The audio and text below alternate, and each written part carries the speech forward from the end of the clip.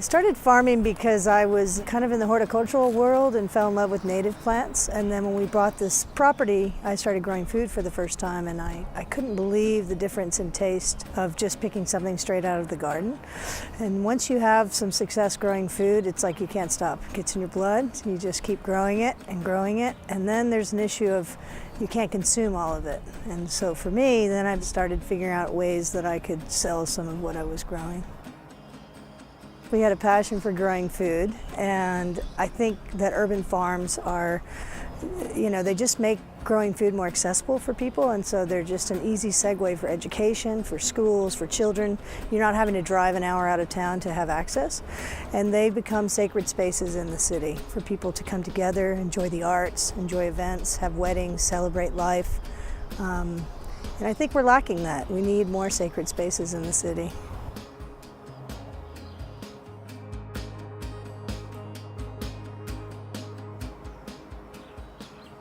I'm Jake Milliner. I'm the farm manager here at Joe's Organics, and we're here at Joe's farm on the east side of Austin.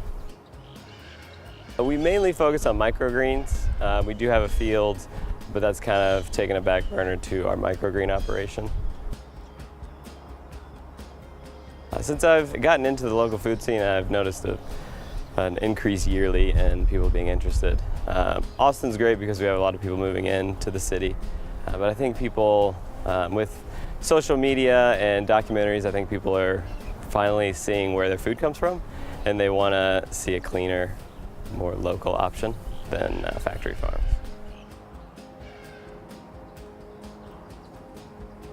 I think that when people come to the farmhouse, specifically Rain Lily Farm, I think that I know that everybody has this feeling of awe or magic, or it's really, it hits home, for example, where our food comes from. Because if you look behind me, there's rows and rows of vegetables. So I think it builds the sense of like, oh, there's a farm right here down the street from me in this growing city, and there's all this like wonderful positive vibration around. So I think that it just makes people feel good energetically.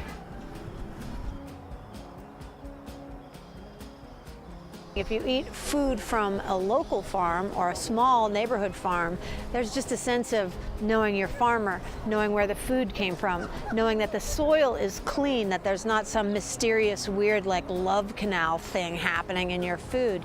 Because a lot of times these giant farmers or these industrial farms, the individual isn't important to these people, the bottom line is. And so they will sacrifice the individual's health for the bottom line.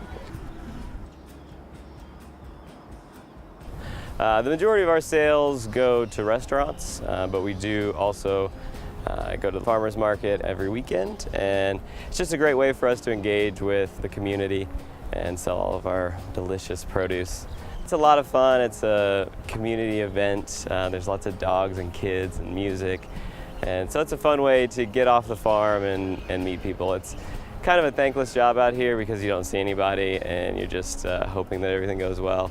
But when you go to the market, you get to see people's faces and their reactions and watch them try stuff. So it's a lot of fun, and it's kind of the rewarding part of this job we have. We also have the East Austin Urban Farm Tour that we participate in every year, which is kind of like a taste of the city. And we partner with, there's 4 urban farms within 2 miles of each other. We open our doors that day, and people just get to stroll and eat and drink and get educated about how to farm and different things that we're experimenting with growing. We have olives at this farm, but other farms have bananas, some have crops, some are selling flowers. So, but this farm has always really been very supportive of the arts. We're about to do a big program with East and have a big party here during the art tour, which we're really excited about as well. I think some people don't value the impact of these small urban farms. I think when we think about feeding the masses, everybody feels like there needs to be scale. But I think the purpose of these are beyond just growing food. They're really about growing community and inspiring others, and so I see often children won't eat their greens, but if I take them in this garden, they'll snip one and eat kale raw, because they understand the connection. So I don't know, monetarily that these will have the benefit of like going out and farming 10 or 20 acres, but the impact on the community and the impact on, our children, I think is invaluable.